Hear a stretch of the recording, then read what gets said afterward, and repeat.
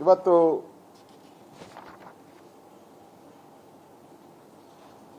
ಕೃಷಿ ಗ್ರೋತ್ ಏನಿದೆ GVA ಅದರ ಕೃಷಿ ಗ್ರೋತ್ ಇದು ನಮ್ಮ ಸರ್ಕಾರ ಇದ್ದಾಗ ಕೃಷಿ ಗ್ರೋತ್ 17% ಇತ್ತು. ಬಿಜೆಪಿ ಸರ್ಕಾರ ಇದ್ದಾಗ 17% ಇತ್ತು. ಗ್ರೋತ್ 10.4% ಬಂದಿದೆ, 10.4%. ಇದೇನಾ ನಿಮ್ಮ ಅಭಿವೃದ್ಧಿ? ರೈತ ದೇಶದ ಬೆನ್ನೆಲುಬು ಅಂತೀರಿ, ರಾಜ್ಯದ ಬೆನ್ನೆಲುಬು ಅಂತೀರಿ. ಇವತ್ತು ಗ್ರೋತ್ ಕಡಿಮೆ ಆಗಿರೋದಕ್ಕೆ ಯಾರು ಕಾರಣ? ಇದೇ ಸಿದ್ದರಾಮಯ್ಯನ ಸರ್ಕಾರನೇ ಅಲ್ವಾ? ನಿಮ್ಮ ದುರಾಡಳಿತ, ಲಂಚಾವತಾರಕ್ಕೆ ಕನ್ನಡಿ ಇದು. ಮೊದಲು ಬಂಡವಾಳ ವೆಚ್ಚ, ಬೆಳೆ ಯೋಜನೆಗಳಿಗೆ ಬಂಡವಾಳ ವೆಚ್ಚ ಎಷ್ಟಿತ್ತು? 65%. ಹಿಂದೆ 108 ಕೋಟಿ ಇದ್ದಿದ್ದು ಬಂಡವಾಳ ವೆಚ್ಚ ಈಗ 37 ಕೋಟಿಗೆ ತಂದಿದ್ದಾರೆ ಕೃಷಿದು. ಅಂದ್ರೆ 17% 10.4%ಗೆ ಕಡಿಮೆ ಮಾಡಿದ್ದಾರೆ. ಇದೇ ಇವರ ಸಾಧನೆ.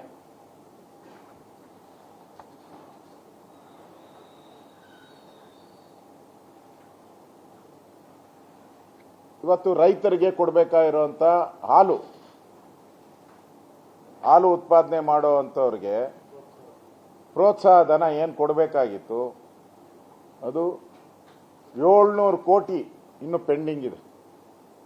700 ಕೋಟಿ ರೈತರಿಗೆ ಕೊಡಬೇಕಾಗಿರೋಂಥದ್ದು.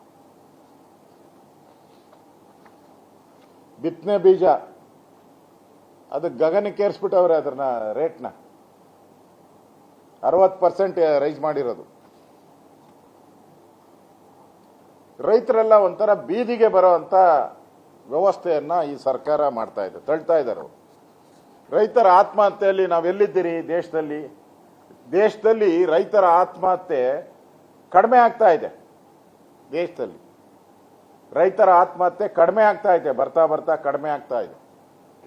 ಕರ್ನಾಟಕದಲ್ಲಿ ರೈತರ ಆತ್ಮಹತ್ಯೆ ಜಾಸ್ತಿ ಆಗ್ತಾ ಇದೆ. ದೇಶದಲ್ಲಿ ನಾವು 2ನೇ ಸ್ಥಾನದಲ್ಲಿದ್ದೀರಿ. ಸಂಪದ್ಭರಿತ ರಾಜ್ಯ ನಮ್ಮದು, ರೈತರ ಪರವಾದಂಥ ರಾಜ್ಯ, ಬಡವರ ಪರವಾದಂಥ ರಾಜ್ಯ. ಸಿದ್ದರಾಮಯ್ಯನವರ ಸರ್ಕಾರ ರೈತರ ಪರ. ಇಲ್ಲಿ 2ನೇ ಸ್ಥಾನ ಆತ್ಮಹತ್ಯೆಯಲ್ಲಿ. ಇದು ಅಂಕಿಅಂಶ, ನ್ಯಾಷನಲ್ ಸೆಂಟ್ರಲ್ ಗೌರ್ಮೆಂಟ್ ಬಿಡುಗಡೆ ಮಾಡಿರುವಂಥ ಅಂಕಿಅಂಶದಲ್ಲಿ 2ನೇ ಸ್ಥಾನದಲ್ಲಿದ್ದೀರಿ ನಾವು. ಇದು ಗ್ಯಾರಂಟಿನಾ? 6ನೇ ಗ್ಯಾರಂಟಿ ಇದು 6ನೇ ಗ್ಯಾರಂಟಿ ನಿಮ್ದು. ದೇಶದಲ್ಲೇ ನಮ್ಮನ್ನ 2ನೇ ಸ್ಥಾನಕ್ಕೆ ತಂದಿದ್ದು ನಿಮ್ದು 6ನೇ ಗ್ಯಾರಂಟಿನ ಇದು. ದೇಶದಲ್ಲಿ 2023ಕ್ಕೆ ಹೋಲಿಸಿದ್ರೆ 2.24% ರೈತರ ಆತ್ಮಹತ್ಯೆ ಕಡಿಮೆ ಆಗಿದೆ. 2.24% ರೈತರ 2.22% ಆತ್ಮಹತ್ಯೆ ದೇಶದಲ್ಲಿ ಕಡಿಮೆ ಆಗಿದೆ 2023ಕ್ಕೆ ಹೋಲಿಕೆ ಮಾಡಿದ್ರೆ. ನಮ್ಮ ಕರ್ನಾಟಕದಲ್ಲಿ 22.61% ಜಾಸ್ತಿ ಆಗಿದೆ, 22.61% ಜಾಸ್ತಿ ಆಗಿದೆ. 2023ರಲ್ಲಿ 2423 ರೈತರ ಆತ್ಮಹತ್ಯೆ ಕಡಿಮೆ ಆಗಬೇಕಾಯ್ತು. ಇದು 2023ರಲ್ಲಿ 2423 ರೈತರ ಆತ್ಮಹತ್ಯೆ. 2024ರಲ್ಲಿ 2971 ಜಾಸ್ತಿ ಆಗಿರೋದು. 2971, 2971, 2423 ಇದ್ದಿದ್ದು ಒಂದೇ ವರ್ಷದಲ್ಲಿ 2971 ಆಗಿದೆ. ಕಳೆದ ರಾಜ್ಯದಲ್ಲಿ ಏನು ಬರಗಾಲ ಇರಲಿಲ್ಲ 2 ವರ್ಷ, ಏನು 3 ವರ್ಷದಿಂದ ಏನು ಬರಗಾಲ ಇಲ್ಲ ಆ ಥರದ ಏನು. ಆದರೂ ರೈತ ಸಾಯ್ತಾ ಇದ್ದಾರೆ ಅಂತಂದ್ರೆ ಇದಕ್ಕೆ ಸಕಾಲದಲ್ಲಿ ಇವರಿಗೆ ಬಿತ್ತನೆ ಬೀಜ ಕೊಡೋಕ್ಕೆ ಯೋಗ್ಯತೆ ಇಲ್ಲ. ಕೇಂದ್ರ ಸರ್ಕಾರ ಕೊಟ್ಟಂತ ಗೊಬ್ಬರ ಕಾಳಸಂತೆಯಲ್ಲಿ ಮಾರಾಟ ಆಗ್ತಾ ಇದೆ. ಅದನ್ನು ಪೊಲೀಸರು ಹಿಡಿದಿರುವಂಥದ್ದು ನಂಜನಗೂಡಲ್ಲಿ ಜಗತ್ ಜಾಹೀರಾತಾಗಿದೆ. ರಾಜ್ಯದ ಮೂಲೆ ಮೂಲೆಗಳೆಲ್ಲ ಕಡೆ, ಬಳ್ಳಾರಿ ಇರ್ಬೋದು, ಕಲಬುರಗಿ, ಎಲ್ಲ ಕಡೆ ಕಾಳಸಂತೆಯಲ್ಲಿ ಮಾರಾಟ. ಕೇಂದ್ರ ಸರ್ಕಾರ ರೈತರು ಕೊಡಿ ಅಂದ್ರೆ ಇವರು ಕಾಳಸಂತೆಕೋರರಿಗೆ ಮಾರಾಟ ಮಾಡ್ತಾ ಇದ್ದಾರೆ ರಾಜ್ಯ ಸರ್ಕಾರ. ಮತ್ತೆ ರೈತರಿಗೆ ಸಬ್ಸಿಡಿ ಕೊಡಬೇಕಾಯಿತು, ಅದು ಕೊಡ್ತಾ ಇಲ್ಲ. ನಮ್ಮ ಸರ್ಕಾರ ಇದ್ದಾಗ ನಾವು 4,000 ರೂಪಾಯಿನ ಪ್ರತಿ ವರ್ಷ ಅವರಿಗೆ ಅಕೌಂಟ್ಗೆ ಹಾಕ್ತಾ ಇದ್ದೀರಿ, ರೈತರ ಅಕೌಂಟ್ಗೆ, ಕೃಷಿ ಸಾಮಗ್ರಿಗಳ ತಗೊಳಕ್ಕೋಸ್ಕರ. ಅದಕ್ಕೆ ಕಟ್ ಮಾಡಿದ್ರಿ. ರೈತರ ಮಕ್ಕಳ ವಿದ್ಯಾಭ್ಯಾಸ ರೈತ ನಿಧಿ ಮಾಡಿದ್ರಿ, ವಿದ್ಯಾನಿಧಿ, ಅದನ್ನ ಕಟ್ ಮಾಡಿದ್ರಿ.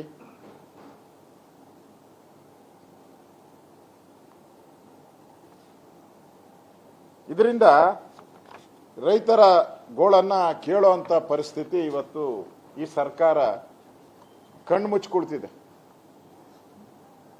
ರೈತರ ಪಾಲಿಗೆ ಈ ಸರ್ಕಾರ ಸತ್ತೋಗಿರುವಂಥದ್ದು.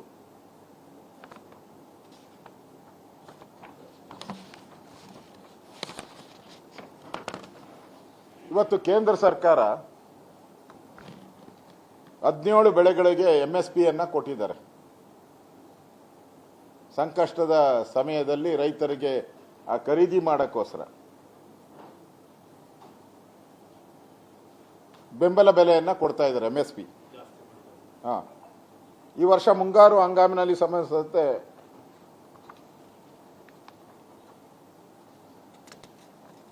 ದ್ವಿದಳ ಧಾನ್ಯ ಮತ್ತು ಎಣ್ಣೆ ಬೀಜ ಈ ತರದಕ್ಕೆ ಹೆಚ್ಚು ಮಾಡಿದ್ದಾರೆ.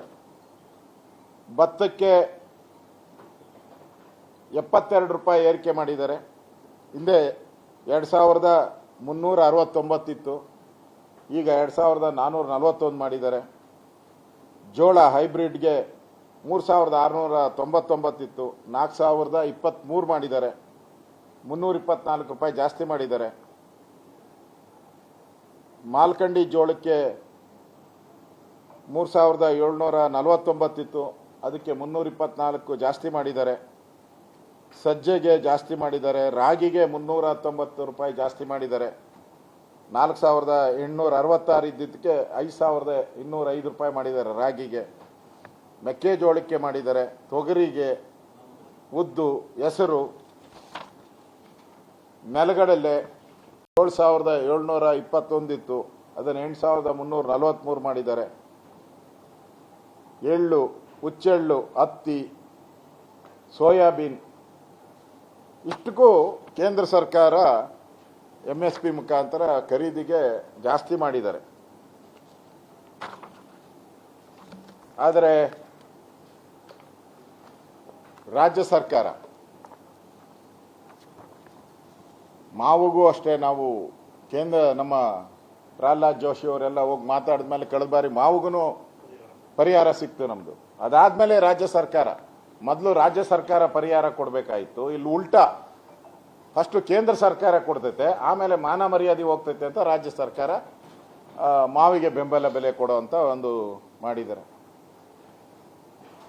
ನರೇಂದ್ರ ಮೋದಿ ಅವರು ಕಿಸಾನ್ ಸನ್ಮಾನ್ ಯೋಜನೆ ಮಾಡಿದ್ರು. 54 ಲಕ್ಷ ಕೃಷಿಕರು ಲಾಭ ಪಡೆದಿದ್ದಾರೆ. ನಮ್ಮಲ್ಲಿ ಕೃಷಿ ಸಾಲದ ಕಾರ್ಡ್ ಯೋಜನೆ 49 ಲಕ್ಷ ಜನಕ್ಕೆ ಕೃಷಿ ಕಾರ್ಡ್ ಕೊಟ್ಟಿದ್ದಾರೆ. ಕೃಷಿಕರಿಗೆ ಫರ್ಟಿಲೈಸರ್ ತಗೊಳಕ್ಕೆ ಇದುವರೆಗೂ 12,000 ಕೋಟಿ ಕೊಟ್ಟಿದ್ದಾರೆ ಕರ್ನಾಟಕಕ್ಕೆ. ಕ್ರಾಪ್ ಸಬ್ಸಿಡಿ ಇದುವರೆಗೂ 14,000 ಕೋಟಿ ಕರ್ನಾಟಕಕ್ಕೆ ಬಂದಿದೆ. NABARD, ನಬಾರ್ಡ್ ಇದುವರೆಗೂ 8,000 ಕೋಟಿ ಕರ್ನಾಟಕಕ್ಕೆ ಕೊಟ್ಟಿದ್ದಾರೆ ಕೇಂದ್ರ ಸರ್ಕಾರ.